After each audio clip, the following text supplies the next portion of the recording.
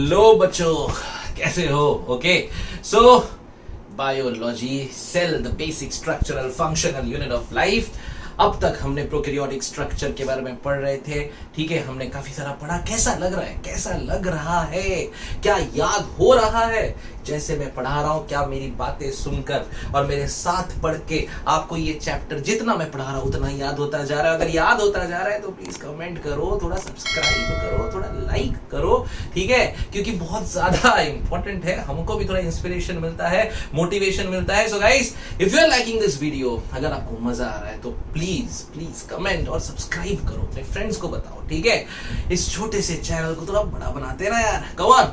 So guys, biology हम पढ़ रहे हैं और बायोलॉजी में अब तक हम लोग काफी सारा प्रोकैरियोटिक के बारे में पढ़े और इस वीडियो में आज हम प्रोकैरियोटिक ऑर्गेनिज्म का स्ट्रक्चर खत्म कर लेंगे। और आज के बाद प्रोकैरियोटिक में किसी ने कुछ भी पूछा तो हमें आएगा नीट तक, 2 साल नीट तक किसी ने भी प्रोकैरियोटिक के बारे में कुछ पूछ लिया तो हमें आना चाहिए, हमें एक एक वर्ड याद होना चाहिए प्रोकैरियोटिक सेल का, ठीक है? तो प्रोकैरियोटिक के बारे में काफी कुछ पढ़ चुके हैं। अब हम लास्ट वीडियो में हमने साइटोप्लाज्म पढ़ा और मीसोजोम्स पढ़े थे और अब इस वीडियो में हम पढ़ेंगे उसके आगे जाके कि उसके साइटोप्लाज्म में मैंने बताया था cytoplasm is granular. Why it is granular? याद है?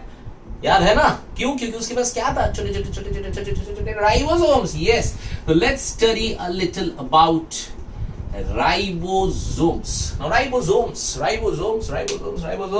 राइबोसोम आते ही सबसे पहला बात दिमाग में रखने का है कि राइबोसोम क्या करते थे? Helps in protein synthesis. Remember, ribosome दिखा कि नहीं? वहां कहां, किधर दिखा कि नहीं? याद रखो, it helps in what? It helps in protein synthesis. Oh my goodness, remember this.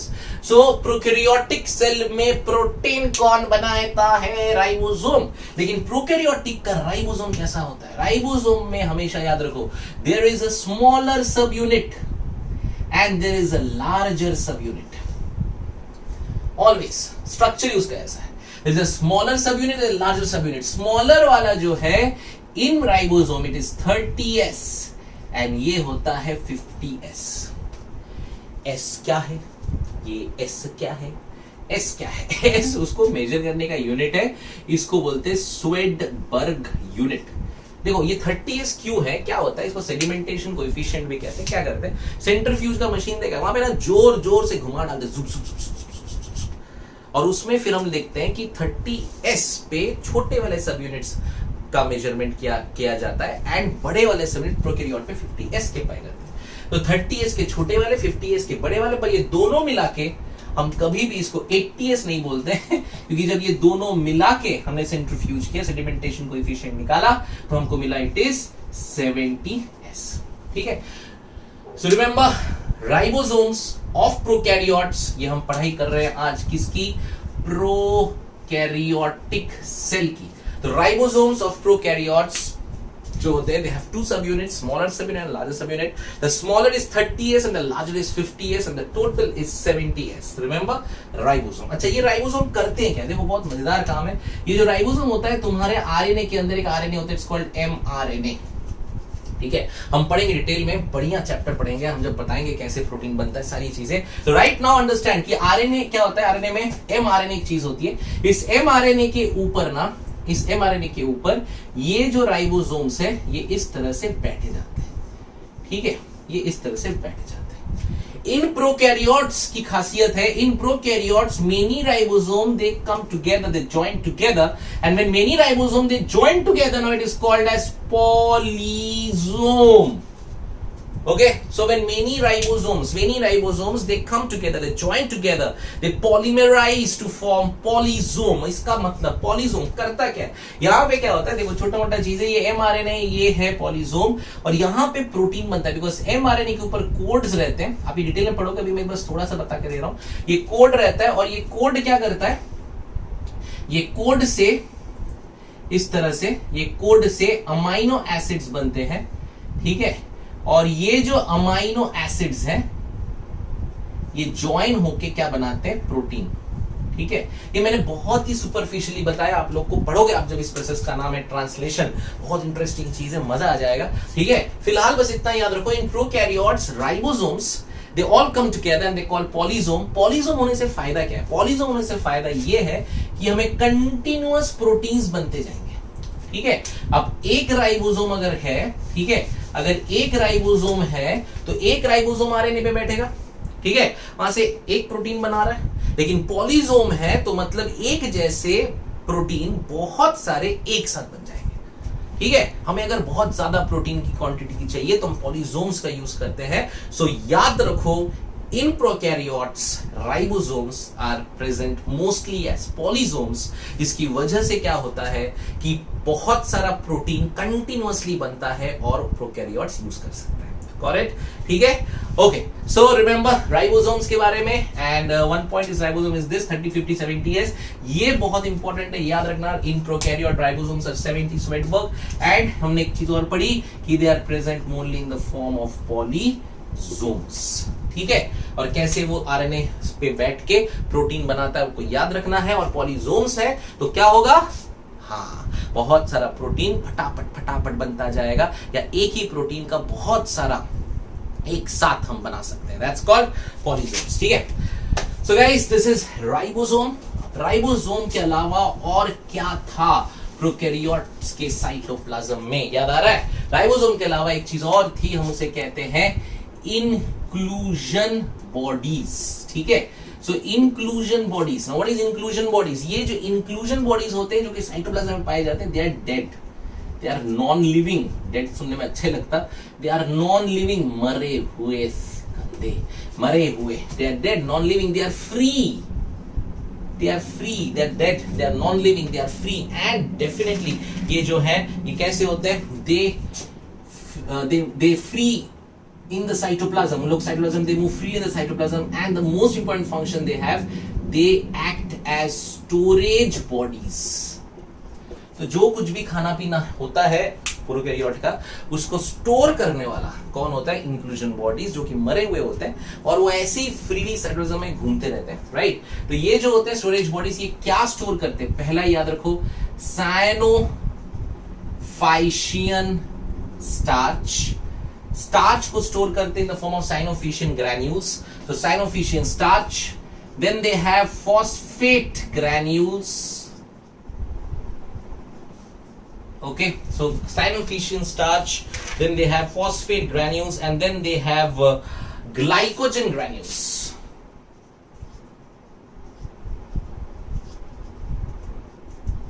समझ गए?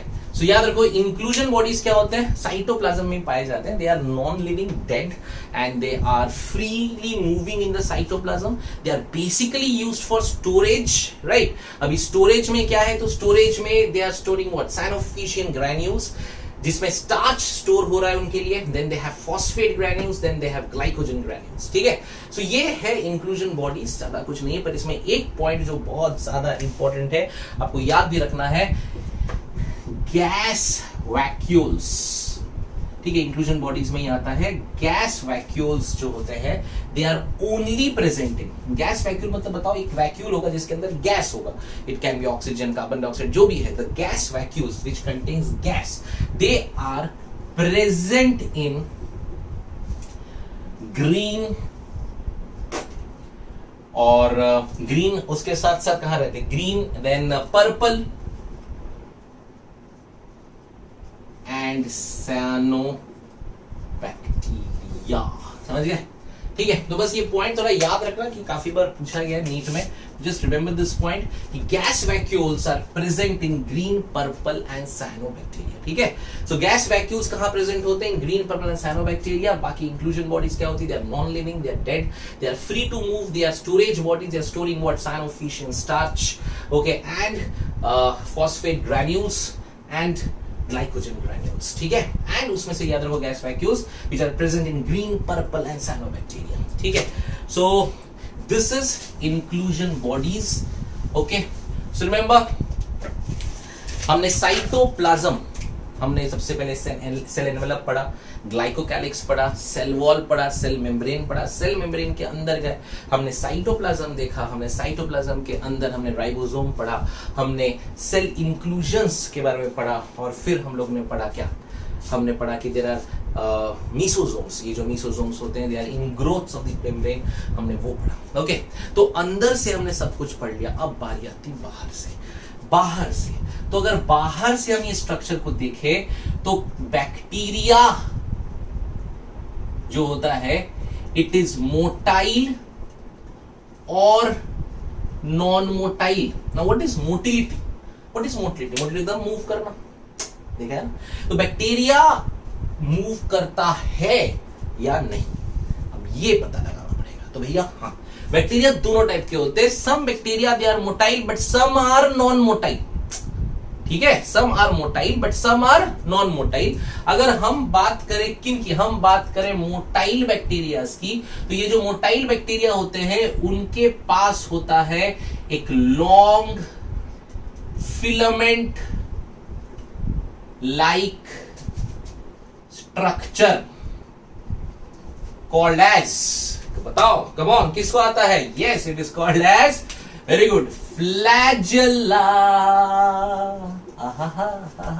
बहुत इंपॉर्टेंट है, याद रखना कि प्रोकैरियोटिक में, बैक्टीरिया में, जो बैक्टीरिया मूव कर सकते हैं उनके पास एक बड़ा लंबा सा होता है स्ट्रक्चर, इसकी वजह से दे कैन मूव, जिसकी वजह से they are called as motile and that is called as flagella.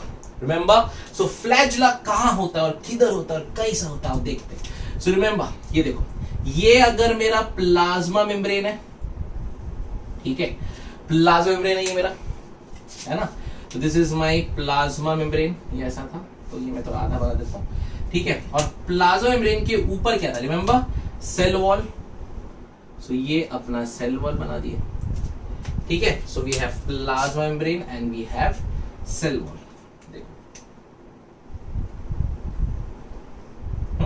अच्छा, अब इसमें क्या होता है? फ्लैजेला का 3 पार्ट याद रखो। पहला होता है बेसल बॉडी, ठीक है? सेकंड होता है हुक और थर्ड होता है फिलामेंट, ठीक है? चलो देखते हैं। सबसे पहले बेसल बॉडी। तो बेसल बॉडी क्या है ना? बेसल बॉडी है जो इस सेल एनवेलप के अंदर रॉड लाइक स्ट्रक्चर होता है और ये इसके अंदर इस तरह से ढसा हुआ है। So it helps in anchoring the flagella in the prokaryotic cell. Remember? So what is basal body? So basal body, it is inside the plasma membrane or it is inside the cell envelope and it helps in anchoring the whole flagella. ठीक है? अच्छा, अब यहां से निकलता है क्या? यहां से निकलता है hook. So this is hook. ठीक है?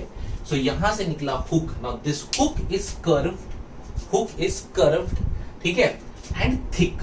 ये जो है ये ट्यूब लाइक होता है बेसल बॉडी. ये हुक जो है कर्व्ड और थिक है और इस हुक के ऊपर से निकला है ये फिलामेंट. समझे? सो हुक के ऊपर से क्या निकल गया? ये फिलामेंट. तो this is a structure of a flagella. ठीक है, जस्ट रिमेंबर, ये है क्या? This is basal body. इसका characteristic, it is tube like और better we can say it is a rod like structure and it is a rod like structure. It helps in anchoring the flagella. Remember, it helps in anchoring the flagella. It's a rod-like structure and very important. एक और बात जो basal body की होती है, it is inserted in cell envelope. समझ गए? ठीक है, ये होगी basal body. Now this is hook. ठीक है, हुक का characteristic, it is curved and it is thick. मोटा मोटा कर्व किया हुआ पकड़ने के लिए. ठीक है, एंड सबसे ज्यादा important is this is called filament, जो कि आउटग्रोथ है बाहर और जो हेल्प करता है मूवमेंट के लिए. राइट? फिलामेंट का characteristic long tube like. Second, सबसे important, it is made up of a protein which is called flagellin. Remember, समझे? So it is made up of a protein called flagellin. Now this is the most important part, याद रखो, बहुत सारे MCQs में आ जाता है। Flagella किस protein से बना हुआ है? फ्लैजेलिन। ठीक है, तो फ्लैजिला किस प्रोटीन से बना हुआ है? रिमेंबर, फ्लैजेलिन। और ये जो फ्लैजेलिन है, it is a globular protein. Just remember, it is which protein? Globular protein, जिसके अंदर 3 to 8 स्पाइरल रोज होते हैं, ऐसा गोल गोल गोल गोल गोल गोल, जिससे वो हेल्प होता है कि वो लोकोमोशन करे, वो मोटाइल बने और वो आगे आगे जाए। ओके, तो this is all about flagella. Flagella अच्छे से पढ़ के रखो, ठीक है? कोई भी बैक्टीरिया अगर मोटाइल है, उसको मूवमेंट है, अगर वो जा सकता है, तो because of only one thing which flagella. Now ये जो फ्लैजिला होता है, इस फ्लैजिला का 3 पार्ट, एक होता है बेसल बॉडी, एक होता है हुक और एक होता है फिलामेंट। ठीक है, the basal body is inserted in the cell envelope, it gives the anchorage or it anchors the whole flagella and ये जो है इसके ऊपर से निकलेगा hook which is thick and curved और उसके ऊपर से बाहर की तरफ निकल जाएगा कौन? The long tubular filament called as flagella. और ये जो फ्लैजिला है, ये जो फिलामेंट है, it is made up of a special protein called as flagellin. Remember, नाम बड़े प्यारे होते हैं यार, फटाक से एकदम याद कर लेना। Flagella, flagellin, flagella, flagellin, flagella, flagellin. अरे बढ़िया है ना? Flagella, flagellin, flagella, flagellin. तो फ्लैजेलिन, और ये जो फ्लैजेलिन है, it's a globular protein. Globular, मोटा मोटा बड़ा बड़ा प्रोटीन, जिसके अंदर 3 to 8 स्पाइरल रोज है। Got it? तो दिस इज फ्लैजिला। तो कभी भी याद रखो, कोई भी बैक्टीरिया अगर मोटाइल है, अगर वो मूव कर सकता है, that's only because of what? Flagella. ठीक है, so this is about flagella which very बहुत ज्यादा इंपॉर्टेंट। एक बार फटाफट देख लेते, याद है कि नहीं? सो फ्लैजिला क्या होता है? Help in motility. फ्लैजिला करता है क्या? फ्लैजिला का 3 part, basal body, hook and बोलो बोलो फिलामेंट। शाबाश। बेसल बॉडी किस में इंसर्टेड है? Envelope. It's a rod like structure, जो कहां पे है? प्लाज्मा मेम्ब्रेन से। और उसके ऊपर कौन है? Cell wall. वहां पे कौन आ गया है? हुक, जो कर्व्ड है, जो थिक है। और फिर निकला अपना फिलामेंट। आहा, क्या बात है, फिलामेंट। अब ये जो फिलामेंट होता है, ये किससे बना हुआ है? Protein called flagellin. शाबाश। और ये जो फ्लैजेलिन है, ये ग्लोब्यूलर प्रोटीन है, जो कि 3 to 8 spiral rose of protein में बना हुआ रहता है, जो हेल्प करता है उसको आगे जाने के लिए। ग्रेट। इनके अलावा छोटे छोटे 2 चीजें और मिलती है इनके स्ट्रक्चर पे, विच आर कॉल्ड एज पिलाई एंड फिम्ब्रे। ठीक है, सो पिली, या बहुत लोग पिली बोलते हैं, बहुत लोग पिलाई कहते हैं, सबकी अपनी भाषा, सबकी अपनी मर्जी। हम बोलेंगे पिली। सो पिली एंड फिम्ब्री। ओके, सो पिली एंड फिम्ब्री, ये इतना लंबा नहीं होता फ्लैजिला की तरह, पर आउटर सरफेस पे ही दिखता है और छोटे छोटे छोटे छोटे छोटे दिखते हैं। तो कौन है ये? सबसे पहला पॉइंट याद रखो, दे do not help in motility. Remember this, ठीक है, बहुत ज्यादा इंपॉर्टेंट है। पिली और फिम्ब्री, बहुत लोग कंफ्यूजन होते हैं कभी जिंदगी में। ये देखो, नीट में भी आया हुआ सवाल है, जो नीट दे रहे, डॉक्टर बनने का ख्वाब देख रहे, नीट में आया हुआ सवाल है, जरूर याद रखिएगा कि जो पिली और फिम्ब्री है, they do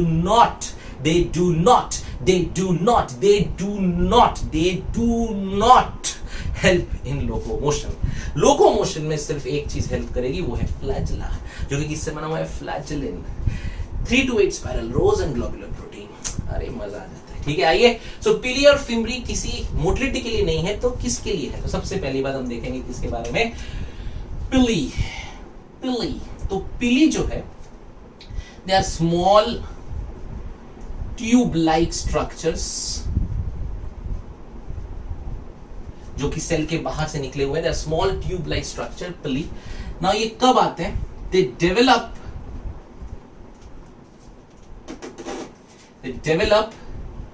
in response to fertility factor। अब ये क्या है? देखो, बहुत बढ़िया चीज है। ठीक है, अब मान लो ये आपका प्रोकैरियोट है, एकदम प्यारा, इसमें कोई प्रॉब्लम नहीं है, अच्छा है। ये उसकी फ्लैजिला बनी हुई है। ठीक है, अभी क्या होता है, जब इसको एक बाजू वाले प्रोकैरियोट को अपना मटेरियल देना होता है। देखो कब से चालू है, समझ रहे हो? ये जो है ये अपना मटेरियल इसको देना चाहता है। तो इसके लिए इसको क्या करना पड़ेगा? मिलन, बैक्टीरियाओं का मिलन, रिप्रोडक्शन। देखो कैसे होता है। तो जब ऐसा कुछ होगा तो फर्टिलिटी फैक्टर के रिस्पॉन्स में यहां से एक पिलाई निकल के आएगा, पिली, और ये पिली निकल के आएगा और वो इससे इसको जोड़ देगा। समझ में आया क्या भैया? बेस हर जगह सेम है, ठीक है? Okay, so don't get distracted. ये सच्चाई है। तो इसको हम लोग बोलते हैं conjugation tube. This is called as conjugation tube. और यहां से जो इसका न्यूक्लियर मटेरियल था या प्लाज्मिड था, जो भी था, ये यहां से जाके इसके पास चला जाता है। ओके, तो this is why a pili is very important. So remember, पिल्ली जो होती है उनको सेक्स पिल्ली भी कहते हैं। they develop in response to fertility factor, ठीक है? So ये fertility factor को बनाने वाला कौन होता है? प्लाज्मिड। प्लाज्मिड के पास F प्लाज्मिड होता है, मैं बताऊंगा। F इज फर्टिलिटी प्लाज्मिड, और वो क्या करता है? ये पिल्ली बना देता है, और ये पिल्ली से कॉन्जुगेशन होता है और ये यहां से चले जाता है। सिंपल, समझे? तो पिल्ली का बहुत बड़ा रोल है एक बैक्टीरिया के जीवन में, बिकॉज अगर एक किसी बैक्टीरिया को पिल्ली ना हो तो सोच सकते हो क्या हो जाए। तो इसके लिए पिली बहुत इंपॉर्टेंट है। Small tube like structure they helps in reproduction, in transferring the genetic material from one bacteria to another, and they develop in response to fertility factor. Okay, the help of formation of conjugation tube. ठीक है? ये पिली जो बना है, ये पिली किस प्रोटीन से बना है? तो याद रखो, this is made of a protein called pilin. ठीक है? वहां पे क्या था? फ्लैजेलिन। ये क्या है? पिलिन। जस्ट रिमेंबर, ये क्या है? पिलिन। तो पिलिन यानी कि पिलिन जो है, पिलिन प्रोटीन से क्या बना हुआ है? पिली। और एक खास बात पिली की आपको याद रखना है, पिली is only found in gram negative bacteria. ये पॉइंट बहुत इंपॉर्टेंट है, नीट वालों ध्यान रखना। पिली सिर्फ किन में पाए जाते हैं? ग्राम निगेटिव, ठीक है? फ्लैजिला दोनों में पाए जाएंगे, लेकिन पिली सिर्फ पाए जाते हैं gram negative bacteria. So all of you, pili are only found in gram negative bacteria. Remember this. And gram negative bacteria the pathogen जो अटैक करते, छी थ्रू वाले बैक्टीरिया, याद है? जो हमको अटैक करके इन्फेक्शन देते थे। यस, सो ग्राम निगेटिव बैक्टीरिया के पास क्या पाया जाता है? पिली, जो रिस्पॉन्स किसके रिस्पॉन्स में? फर्टिलिटी फैक्टर के रिस्पॉन्स में ग्रो होते हैं, and they help in transferring the genetic material from one bacteria to another through conjugation tube. So therefore pili is very very very very very very very very very important, क्योंकि pili ही है वो जो help करता है एक bacteria को एक और बैक्टीरिया पे अपना मटेरियल ट्रांसफर करने के लिए। ठीक है? पिलिन जरूर याद रखो। Next is fimbriae. ठीक है? पिली हमने पढ़ा है। नेक्स्ट होता है इसमें फिम्ब्री। अब ये जो फिम्ब्रे होते हैं, फिम्ब्रे क्या होता है? दे आर स्मॉल, एकदम छोटे। तो they are small bristle. Bristle पता है? वो ब्रश के ऊपर छोटा छोटा छोटा वैसा होता है, उसको बोलते हैं ब्रिसल। तो स्मॉल ब्रिसल स्ट्रक्चर्स, ठीक है, जो कि मिलता है, एंड दे हेल्प। वो किस में हेल्प करते हैं? इन सम बैक्टीरिया दे हेल्प इन, इनका ज्यादा कुछ फंक्शन नहीं, they help in attachment of bacteria to rocks. ठीक है? they help in attachment of the bacteria to rocks and streams. ये आपके एनसीईआरटी का लाइन है, bacteria and streams and also to host tissue. ठीक है? सो रिमेंबर, फिम्ब्री ज्यादा कुछ नहीं, they small bristle shape structure. ये फाइबर की तरह होती है। They are sprouting out, sprout देखा छोटे निकल के आता है, वैसे sprouting out of the this thing, prokaryotic cell.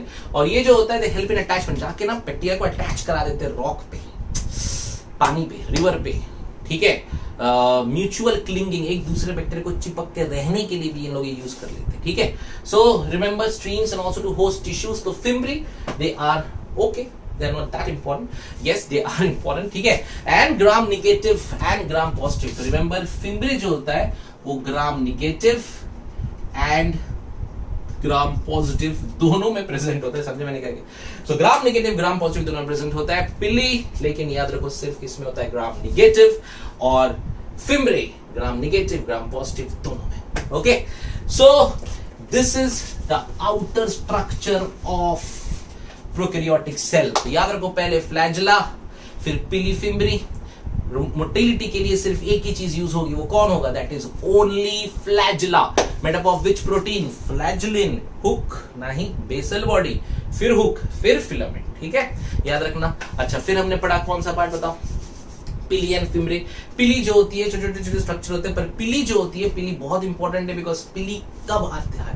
जब एक फर्टिलिटी फैक्टर के रिस्पॉन्स में पिली आता है, ग्रो होता है और एक कॉन्जुगेशन ट्यूब बनाता है, जिसके थ्रू अपना जेनेटिक मटेरियल एक बैक्टीरिया से एक और बैक्टीरिया में ट्रैवल या ट्रांसफर हो जाता है। सो पिली, कॉल्ड सेक्स पिली भी बोलते हैं इन लोग को। और ये डेवलप करने वाला कौन? तो याद रखो, जेनेटिक मटेरियल जो डीएनए होता है, उसके साथ मैंने बताया था एक और छोटा सा जेनेटिक मटेरियल होता है, called as plasmid. Remember this word, plasmid. उस प्लाज्मिड में दो टाइप का प्लाज्मिड पाया जाता है।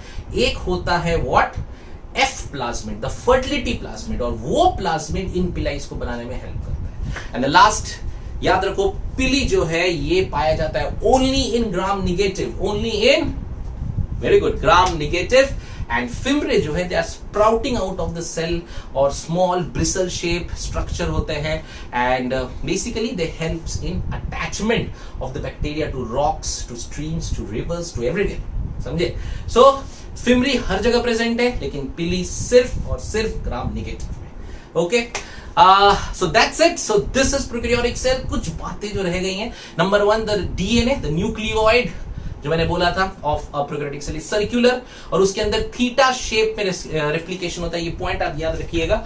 ये जो सर्कुलर होता है ना, because it looks like this, तो ये सर्कुलर होता है, और ये ऐसा जाके जब ये रेप्लिकेट करता है तो ये थीटा रेप्लिकेशन करता है। हम पढ़ाएंगे बाद में और डिटेल में आपको। जस्ट एक वर्ड आप याद रखिए, क्योंकि कभी कभी अगर पूछ लिया तो प्रोकैरियोटिक सेल के न्यूक्लियोइड में जो डीएनए होता है, उसमें हिस्टोन कवरिंग नहीं होती, कुछ नहीं होता। वो कभी कभी मीसोसोम से अटैच्ड होता है, और उसमें जो रेप्लिकेशन होता है वो कैसा रेप्लिकेशन होता है? Theta type replication. जरूर याद रखना कि nucleoid, the DNA of prokaryotes, उनमें किस टाइप का रेप्लिकेशन होता है? थीटा। थीटा मतलब क्या होता है बताएगा? वो ऐसा जाएगा और यहां से इस तरह से ब्रेक होकर ये दो निकल के आएंगे। ठीक है, it's called theta type replication. ठीक है, तो याद रखो, in prokaryotes theta type replication of DNA. ठीक है, रिमेंबर दिस, सर्कुलर डीएनए होता है, और इसके पास होता है प्लाज्मिड्स, और वो प्लाज्मिड दो टाइप के याद रखो। एक होता है एफ प्लाज्मिड, एक होता है एफ प्लाज्मिड, और एक होता है आर प्लाज्मिड। एफ जो होता है ये फर्टिलिटी के लिए होता है, और आर जो होता है ये रेजिस्टेंस टू एंटीबायोटिक्स के लिए होता है। ठीक है, so this is prokaryotic cell. So I guess prokaryotic cell पूरा दिमाग बैठ गया। मैं एक बार फटाफट पूरा प्रोकैरियोटिक सेल बोल रहा हूं, देखो मेरे साथ फटाफट याद करते जाओ। प्रोकैरियोटिक सेल, सबसे पहले सेल एनवेलप। सेल एनवेलप में तीन part, glycocalyx, cell wall and cell membrane. Cell membrane से अंदर आए तो वहां पे एक इंक्लूजन आया, एक इनग्रोथ आया, बोले मीसोजोम, जिसमें तीन चीज थी, tubular structure, vesicle structure and lamellae. और फिर हमने पढ़ा साइटोप्लाज्म। यस, साइटोप्लाज्म के अंदर क्या क्या था? पहला तो मीसोजोम हमने पढ़ा, जो हेल्प करता है सेल वॉल बनाने के लिए, और मीसोजोम किसमें हेल्प करता है? याद करो, रेप्लिकेशन के लिए। Remember, very good. और it increases the surface area of the plasma membrane, जो हेल्प करता है रेस्पिरेशन, ट्रांसपोर्ट, ये सारी चीजों के लिए। एंड आफ्टर दैट उसके अंदर पाया जाता है राइबोसोम्स, जो होते हैं 50s and 30s 70s sweat bug unit. याद रखिएगा, ये राइबोसोम प्रोटीन सिंथेसिस में हेल्प करते हैं, और ये बहुत सारे राइबोसोम एक साथ होते हैं, there they are called as polysomes. Wow. And उसके बाद हमने पढ़ा इंक्लूजन बॉडीज, जो कि डेड है, घूम रहे, पर बेसिकली द स्टोरेज में हेल्प करते हैं। साइनोफिशिन granules, phosphate granules and obviously glycogen granules, right? Okay, और कभी कभी मीसोसोम के अलावा भी कुछ बॉडीज हमें दिख जाती हैं, जो कि मेम्ब्रेन से बाहर निकली हुई हैं, और वो बॉडीज जो है वो उनको हम बोलते हैं क्या? क्रोमैटोफोर्स। वेरी गुड, क्रोमैटोफोर्स, जो कि साइनोबैक्टीरिया से आया था। और ये क्रोमैटोफोर्स जो होते हैं, they have pigments like chlorophyll a and carotenoids which may help in photosynthesis. Right, inclusion bodies में हमने एक चीज और पढ़ी थी कि इंक्लूजन बॉडीज में पर्पल, ग्रीन और साइनोबैक्टीरिया जो होता है, they have some gas vacuoles. ठीक है। और साइटोप्लाज्म के अंदर साइटोप्लाज्मिक स्ट्रीमिंग नहीं होता, they do not have sac vacuoles. और ये सब के बाद हमने एक चीज पढ़ी which is called as your motility, दो टाइप का flagella. Now flagella is very important, मैंने बताया basal body hook and the flagellin protein जो कि ग्लोबुलर है और जो 3 to 8 स्पाइरल रोज में जाता है। एंड उसके बाद हमने पढ़ा पिली एंड फिमरी। पिली जो फर्टिलिटी फैक्टर, तो कभी नहीं भूलोगे, सेक्स पिली याद रखो। पिली एक लंबा सा ट्यूब निकलता है जिसकी वजह से मटेरियल चला जाता है। और दूसरा है फिमरी जो हेल्प करता है अटैचमेंट में। न्यूक्लियस जो डीएनए है, इसका डीएनए जो ये घूम रहा है नेकेड साइटोप्लाज्म के अंदर, इसे न्यूक्लियोइड कहते हैं। थीटा रेप्लिकेशन से आगे बढ़ता है। और सबसे खास बात इसकी ये कि ये जो डीएनए है इसके अलावा एक और एक्स्ट्रा क्रोमोसोमल डीएनए है, उसका नाम है प्लाज्मिड। जो प्लाज्मिड जो होता है वो दो टाइप का पाया जाता है, एक आर प्लाज्मिड और एक F plasmid. F plasmid fertility के लिए और R plasmid resistance to antibiotics के लिए। So guys, this is prokaryotic cell for you. इतना एक एक वर्ड याद करके रख लो। इसके अलावा आपको नीट ले लो या कोई भी एग्जाम ले लो, आपको इससे ज्यादा नहीं आएगा। प्रोकैरियोटिक सेल का हर एक सवाल का जवाब अब तुम दे सकते हो, ये गारंटी है। तो गाइस, लेकिन उसके लिए जो मैंने बोला, जितना मैंने पढ़ाया, एक एक वर्ड, एक एक चीज आपको याद होनी चाहिए। 2 बार देखो वीडियो, 3 बार देखो, 5 बार देखो, लेकिन इसका हर एक पॉइंट, हर एक वर्ड याद कर लो। गाइस, हमको 90 और 90 का टारगेट है, ठीक है। और 90 और 90 इन नीट हमें पाना ही है किसी भी हाल में, ठीक है। तो मेरे साथ पढ़ते जाओ और याद करते जाओ, और ये जो हमने सपना देखा है डॉक्टर बनने का, ये हम जरूर पूरा करेंगे। Okay, so study hard and जो भी डाउट्स है, कुछ भी प्रॉब्लम है, याद नहीं होता है, जो भी है सब मुझे बताओ। Anything, I have solution for everything. And subscribe, comment, like, please. Okay, bye bye and have fun.